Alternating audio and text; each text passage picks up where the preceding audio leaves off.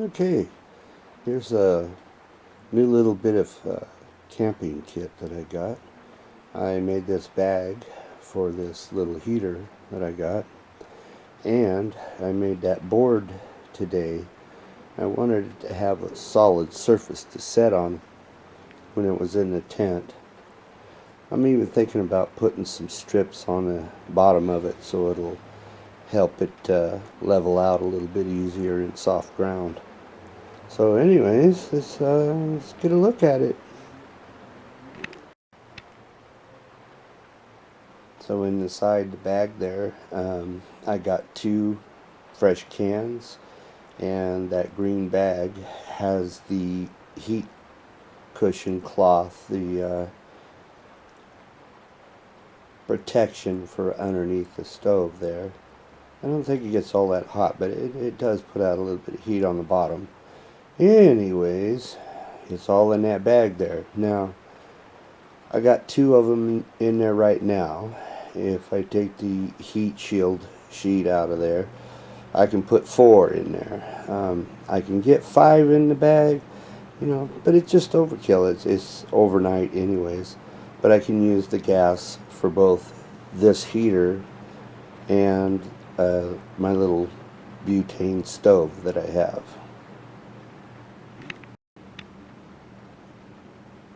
And there's the heater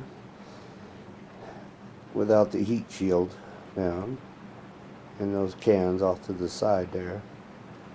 The cool thing about it is, if I take one of those cans and put it in the containment hole for where you slide in your butane bottle there and turn it around so that the pressure end is sticking out the side, then I feel like I can carry another bottle in there. It fits in the bag anyways.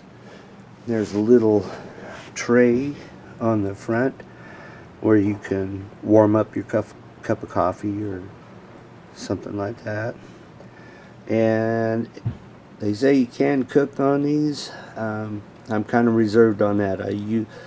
I have a butane stove anyways with an oven, and I'm not really sure, warming up some water for cocoa or coffee or something like that. Another story. Anyhow, there's the stove. Yeah, APG. And there's that screen in there. It's not a ceramic plate. It's a metal screen. And it's kind of like I don't know if you can see the shape of it in there or not. There, a little bit. It's not like square. It flares wide at the bottom and closed at the top. And it's just got that metal screen. And your bottle goes in just like any propane stove that you've ever used before. If you've ever used them before, they're very simple. This has a magnetic catch. You still have to line the bottle up with the clasp, and the magnet holds it into place. The striker on the side is the same in those little butane stoves. You turn it all the way to on or high, and that last little bit is a click. It hits the igniter and it starts it off. One thing that I've found though, fresh out of the box, this thing hasn't been did for nothing, no bottle of anything put on it at my house.